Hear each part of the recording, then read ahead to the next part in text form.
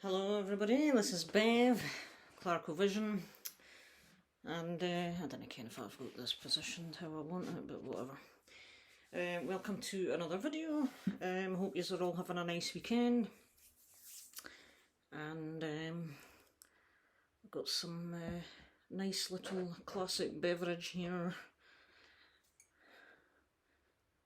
That one, old and unimproved. I wouldn't have it any other way.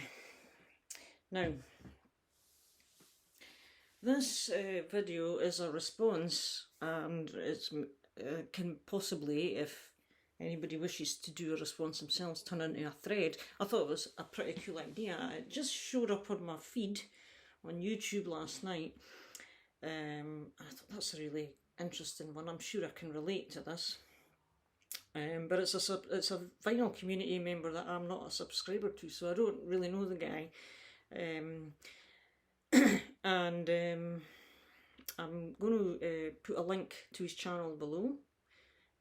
I know he's from Canada, and his channel name is God, have I forgotten it? Is it Vinyl Revolutions? It is below. I checked on YouTube again earlier, so I will link to his video so you can see where this idea came from, and I thought I would just jump on and do it myself because it's definitely something I can relate to. So I've pulled out about 10 or 11 here from my collection, and it's basically albums that you bought specifically just because of one song. And so there is a few in my collection, and they're not all metal, rock and metal. There's a mixture of kind of pop stuff and some rock and metal stuff in here, but I thought it would be an interesting one to just go through. And if you do have, if you can relate to this yourself, it doesn't matter how many albums you show, there's no limit or specific figure, just get out there and show us them. And even if you are a metalhead and you have non-metal albums that this relates to, don't be afraid to show them, please. We're curious. Right, so let's get started. So the first one for me, first heard this song thanks to my dad's record collection. The single came out in 1983, and it's on this album here. This is Crises from Mike Oldfield. Now, I think it is dubbed as an album, but there's 1, 2, 3, 4, 5. There's only 6 tracks on it, but I think a couple of the tracks are quite lengthy. In fact, I think one of them is about 20-something minutes. Now, Mike Oldfield, if you're familiar with the guy, he's a musical genius. He's an absolute expert on multiple instruments. He's a multi-instrumentalist, and his compositions, some of his works are pretty outstanding pieces of music, but he's not really my thing. He's too kind of progressive, or I don't know what you'd call him. He's a mixture of everything. He can do loads of styles, but the track in question is track 2 on here, and it's Moonlight Shadow. This was a chart hit back in 1983. My dad had the single, and that's where I first heard it. And when I got back into vinyl again, I decided I'd like a CD copy, because we've always had the 7-inch single. So I went and I did some checking to find out what album the song was actually on, and it's on this Crises, obviously, and I found a copy of this quite cheap on eBay, just to have the CD version along with the vinyl. So Moonlight Shadow, it's got one of the coolest, most amazing guitar solos in it. That's partly why I love the song so much. It's like a 2-part solo. There's the kind of more intricate, jangly Fender half, and then you've got the meatier, chunkier Gibson SG kind of half. It's just a really cool song. So that is that one. Next up, an album I purchased again purely because of the opening track. So on Kenny Loggins' Back to Avalon, which came out in 1988, the opening track, track 1, it's hard to read the writing on the back of this because of the sort of font style.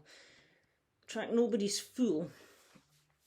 Now, I have never seen Caddyshack 2, which is the movie this comes from.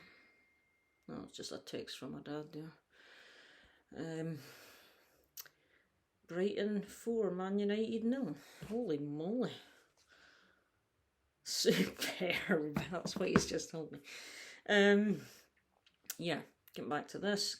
Caddyshack 2, never seen the film, never seen the first one. I discovered this track by way of listening to the American charts on my local radio station back in the day. And this was in the charts at the time and I loved it. Just really cool pop rock kind of song. Kenny Loggins, he's got a great voice. A nice cool little guitar solo, nice short little guitar solo in it as well. And I eventually, since I got back into collecting music again, sought out the CD. Also found a cassette as well somewhere. I do have that still. To basically get the track Nobody's Fool. The rest of the songs, they're all right. There's just a bit too kind of soft rock. None of the rest of the songs on here I can really remember, so I don't really listen to the album very often, but Nobody's Fool is a track that I do listen to every so often. It takes me back to the 80s. Next up, this album I was curious to buy. I only picked it up recently for two reasons. One, a particular song in it, obviously, and the second, I was curious to know what it was like because it followed hot on the heels of Crazy Nights, which is my favourite album by Kiss. Hot in the Shade from 1989, and really, after giving this a couple of listens, the only song on here that I do like, which I knew was on it anyway, and I wanted to get it partly for that reason, is the third track, Hide Your Heart. Excellent song, I really enjoy that song, but unfortunately I don't really enjoy much else on this album, so it's one that doesn't get played too often, but when I want to hear that song I pull it out. Or I have an album with Robin Beck doing a cover of it on her album, Trouble or Nothing. She does a great version of it, and I listen to that album. Woo! Never mind. I listen to that album quite a lot. So, yeah, that's Hide Your Heart. And I'll just knock this next one off, but in fact the CD cases just fell to pieces. Bear with me. Right, here we go. One second. So the next one, again, is probably one of the lesser known albums from this band as well. This is Uriah Heep's Different World album. Now this originally came out in 1991, February 91 to be exact. Different World, and it was back in the day when I heard the track Stand Back. It was a song played on the local radio station's heavy metal show, which I used to listen to all the time back then. And I would tape stuff onto my cassettes, you know, make a mixtape of stuff that I liked. So it was the song Stand Back I thought was pretty cool at the time. And I long since got rid of all these mixtapes. They're long in the bin. And it came to mind one day, and I thought, what was that song? I couldn't even remember the title at first, but I managed to figure it out and tracked down where I could find it. And it turns out this is a reissue from 2006 of this album, and it has bonus tracks, and Stand Back is the first bonus track, and it's a CD only bonus track. Now I'm guessing it must have been on the original album, or it was a single released at the time pre this album's release to you know, just, I don't know. But it certainly is a bonus track on this CD version, and that's the song. And when I listen to it nowadays, it's okay. It doesn't sound as good as I remember it to sound back in the day. But it's an alright song. It's a different sound for Uriah Heep, actually. It's more of an AOR kind of flavour to this album, and I couldn't get into the rest of the tracks, the rest of the album at all, to be honest. So it's an album I really need to give a couple more listens to see whether I want to keep this or not, to be honest, because I'm really not quite sure. I'm a bit undecided on whether I'll keep it or not. But Stand Back is the reason I have this, or the main reason I have this. Another one purchased purely for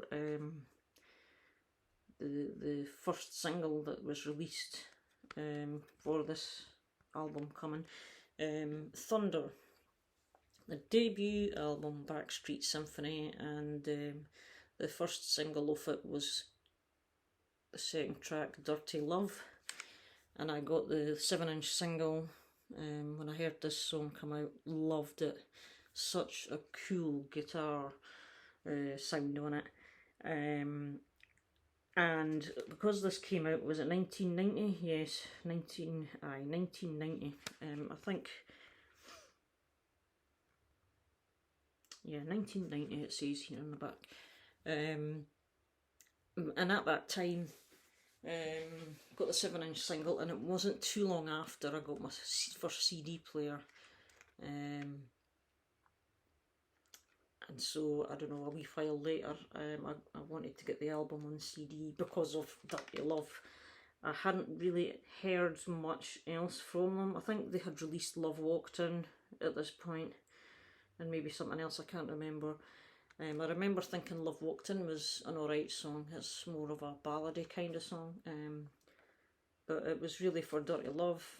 Hadn't heard any of the rest of the album. And the rest of the album, I don't love this album, but I don't hate it either. It's kind of okay.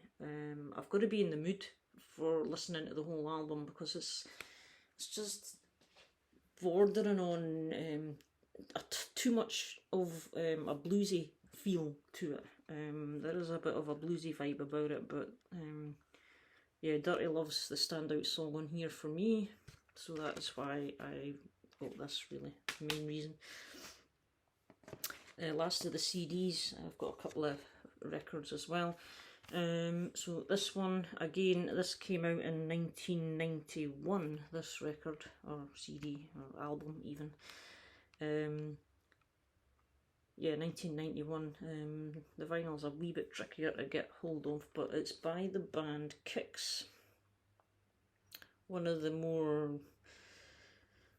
glammy type bands, sleazy kind of lyrics, if you like. I would say this band's a bit kind of similar to the likes of Slaughter, LA Guns, Great White, that kind of thing.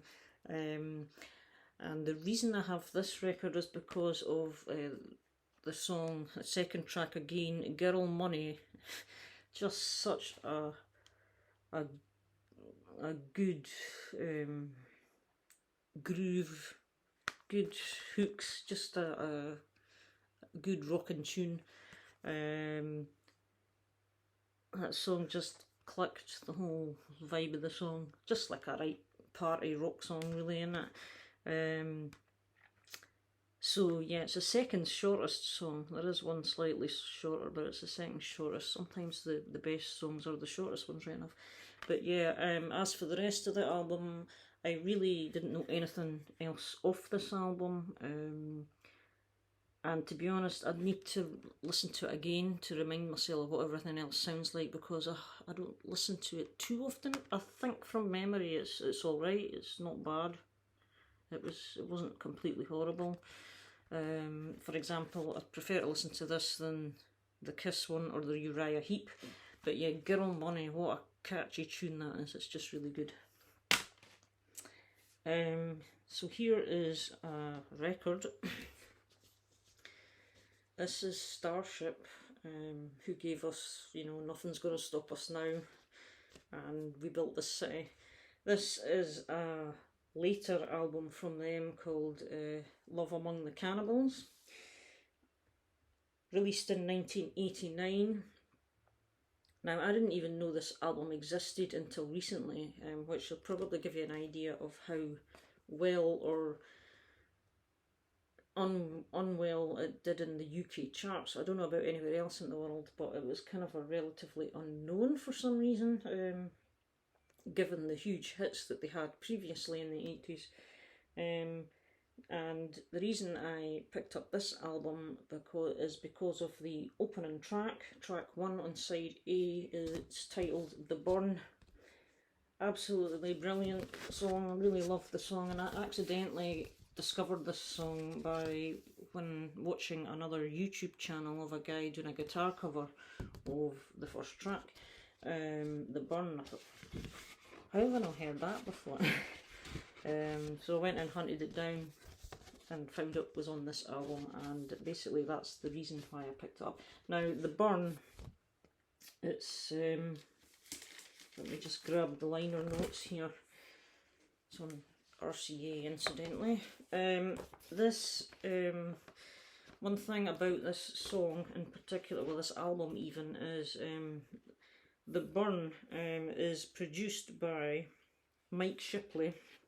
It's engineered and mixed by Mike Shipley, and additional engineering by Pete Woodruff. Now, these guys, and particularly Mike Shipley, have much experience working with Def Leppard on Hysteria, and one or two others further down the line. But yeah, Mike Shipley did the mixing and stuff for Hysteria. So this album, there's a song on here which was written by Robert John Mutt-Lange as well, another track. So it's got a bit of a Def Leppard feel about it, and from the Hysteria period. And the song, The Burn, actually, I just put it on earlier to remind myself of its sound, and it's so Def Leppard-like. It could, the song, The Burn, could have been on Hysteria, and it wouldn't have been out of place. It's very, the backing vocals are just so layered, you know, that big sound backing vocals. The drum sound, it's like a drum machine, sounds like the Hysteria drums. The cymbal crashes exactly like Animal.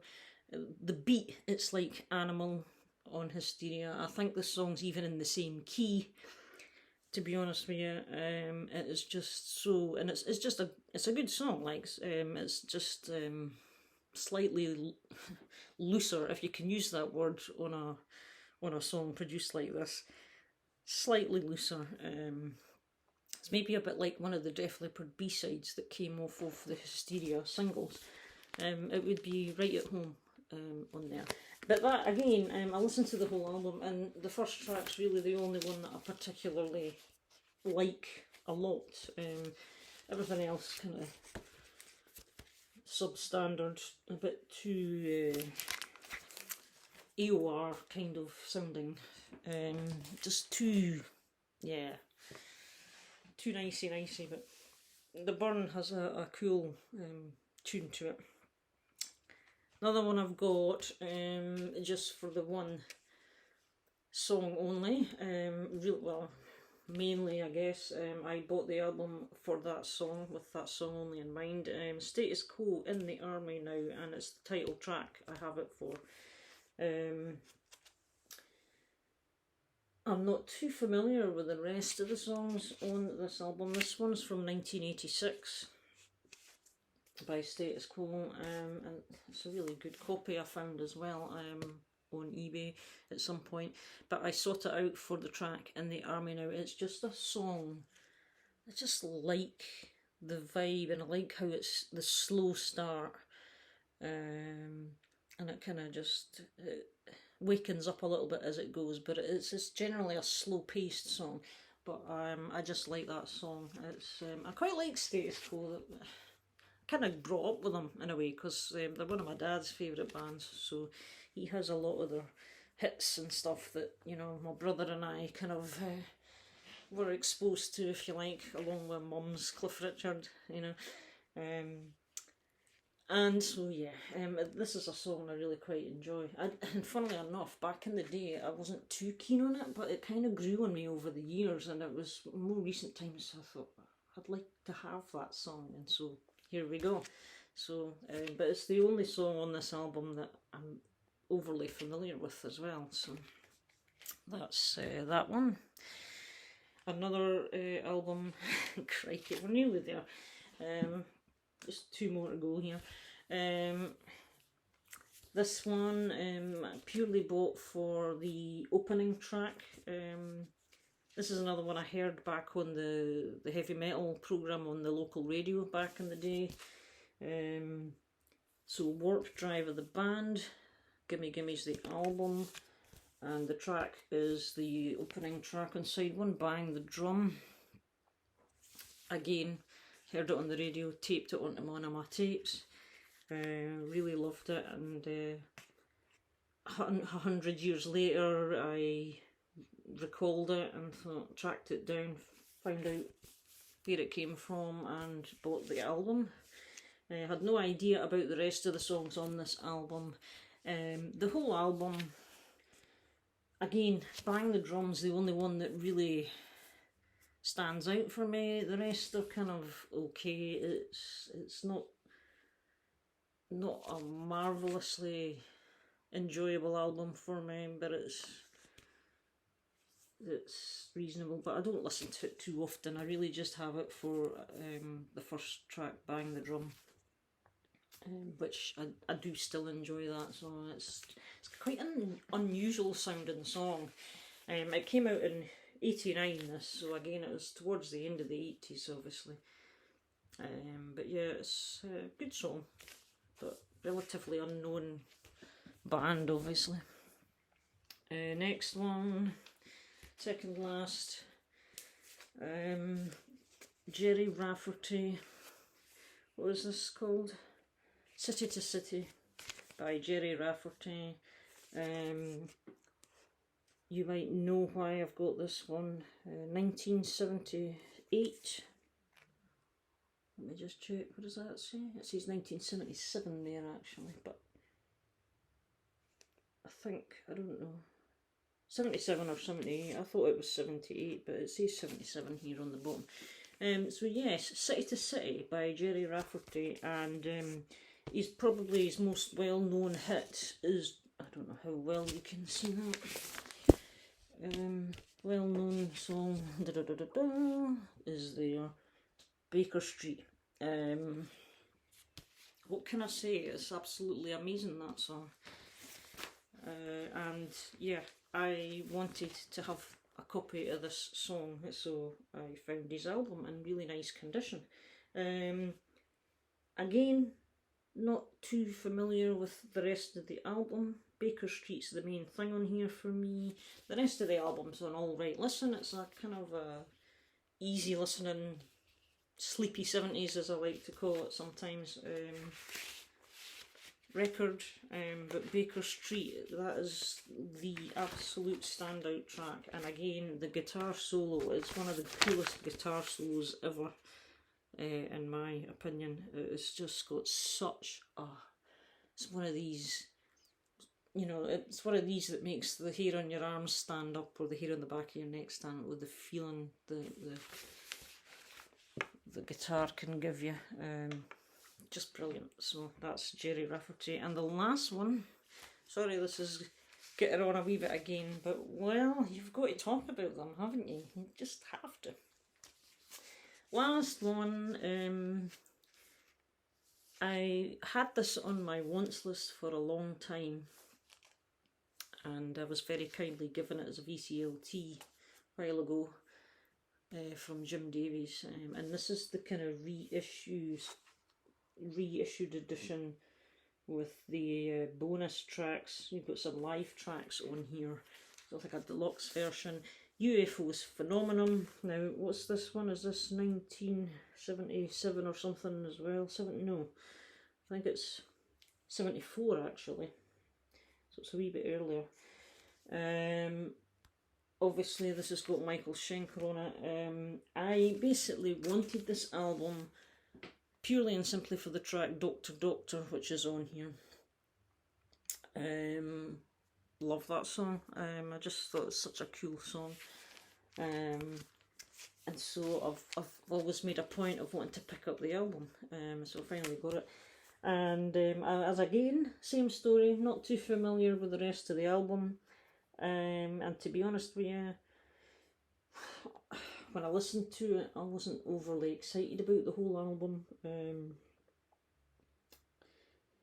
And we have a live version of Doctor Doctor on here as well, which is an added bonus. So, but yeah, just that track really. I don't care too much for the rest of the album. It's just kind of just a little bit too 70s for me, I think. With the sound, the overall sound, but okay, you know, it's something that I'm happy to have. And it will get spun from time to time, but Doctor Doctor is the real reason I want this and have this. So that's it basically. That is I think it was 11 there albums I have purely on the basis of one song. So if you have any similar ideas, get them out and let's hear about them. Thanks for watching, guys. Take care, and I'll see you all in another video. Bye just now.